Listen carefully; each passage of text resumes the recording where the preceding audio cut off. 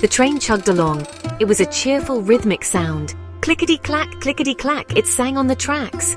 Outside, the world was a blur of green, so many shades of green rushing past. Paddy fields stretched far and wide.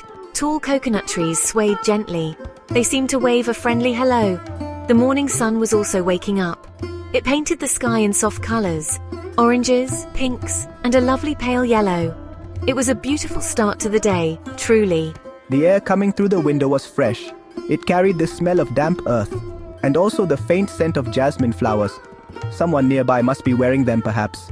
Little villages whizzed by in a flash. Small houses with tiled roofs, children in bright uniforms, waving at the train. Cows grazed peacefully in the fields, not bothered at all.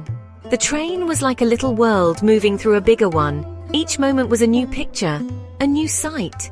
Inside the compartment, it was a gentle hum. People were settling in for their journey. Some were reading newspapers, their faces serious. Others chatted softly with their companions. A chaiwala walked down the aisle. "Chai, garam chai!" he called out. His voice was familiar, comforting.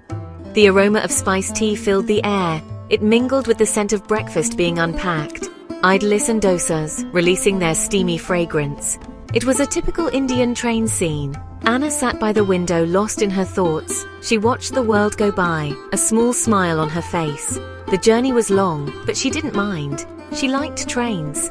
They gave her time to think, to dream. She was on her way to a new city, a new job, a new adventure awaited her. She felt a mix of excitement and a little bit of nervousness. What would it be like? Who would she meet? The train seemed to carry her hopes along with it. Across the aisle, a young man was struggling a bit. His oversized backpack seemed to have a mind of its own. He tried to push it under the seat. It just wouldn't fit, not quite. He huffed a little, a playful, frustrated sound. He had kind eyes, Anna noticed, and a slightly messy, adventurous look about him. He finally managed to wrestle the bag into submission. He looked up, slightly breathless. His eyes met Anna's. "Quite the battle that was," he said. His voice was warm, friendly. Anna couldn't help but smile back. "It looked like you were wrestling a small bear," she replied. Her voice was soft. He laughed, a nice, easy sound. "A very stubborn bear indeed," he agreed. "My name is Jake, by the way." He extended a hand across the narrow space. "I'm Anna," she said, taking his hand. His handshake was firm and friendly. It was a simple start. "Are you traveling far, Anna?" Jake asked. He settled back into his seat, looking more relaxed now. "To Bangalore," she replied, "for a new job." There, she had said it out loud to a stranger. It made it feel more real somehow. "Bangalore. That's a bustling city," Jake commented. "I was there last year for a music festival. It was absolutely fantastic, you know." He seemed to light up when he talked about music. His enthusiasm was quite infectious. "Oh, a music festival? That sounds like fun," Anna said. She was curious now. What kind of music? All sorts, really. Folk, rock, even some fusion stuff. I play the guitar myself, so I love seeing live performances, Jake explained, his hands making air guitar motions. Anna chuckled. He was easy to talk to. The initial shyness was melting away like mist in the morning sun. The journey suddenly felt a little less long.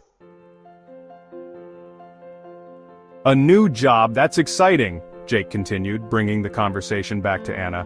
"What will you be doing in Bangalore?" He leaned forward slightly, showing genuine interest. Anna appreciated that. "I'm a graphic designer," she told him. "I got a job with a small startup. It's a bit of a leap of faith, but I'm looking forward to it." She had always wanted to work in a creative environment. This felt like the right step for her, a big one. "A graphic designer.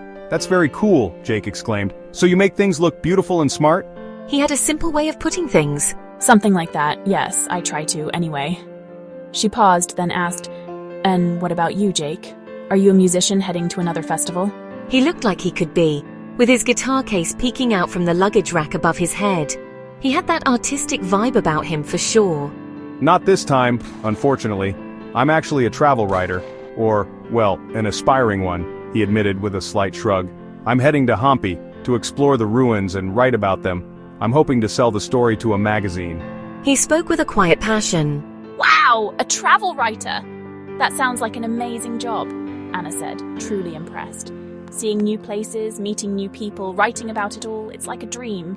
"It has its moments," Jake said, his eyes twinkling. And a lot of instant noodles on the road too, he added with a wink. Anna giggled. He wasn't trying to paint a perfect picture. He was honest. But yes, the discovery part is incredible. Finding those hidden stories, that's what I love.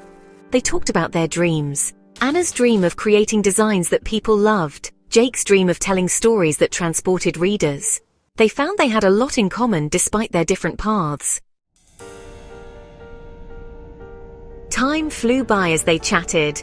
The sun climbed higher in the sky. The landscape outside changed. Towns became more frequent. The gentle rhythm of the train was a constant, comforting backdrop to their conversation. They shared silly jokes. They spoke of favorite books and movies. Anna learned Jake loved old black and white films. Jake discovered Anna had a secret ambition to learn pottery someday. It was easy, this connection. Jake said thoughtfully, looking out the window for a moment, it's funny how you can meet someone on a train and just talk, like you've known them for ages. I know what you mean, she agreed. It's like the journey itself creates a special kind of space, away from everything else. There was a pause. Not awkward, but filled with a quiet understanding. A comfortable silence between new friends. Soon, the conductor announced Jake's station was approaching. Hampi was not too far now.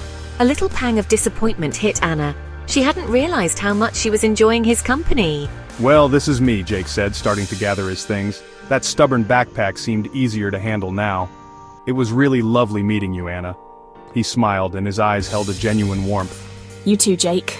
All the best with your article on Hampi. I hope it's a huge success. Thanks, and good luck with the new job in Bangalore. I have a feeling you'll do great, he said.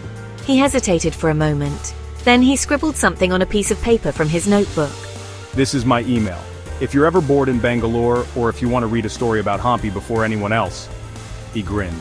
Anna took the paper, her fingers brushing his briefly. I'd like that, she said, her heart giving a little flutter. The train slowed, screeching softly as it pulled into the station. A new beginning for both, perhaps in more ways than one.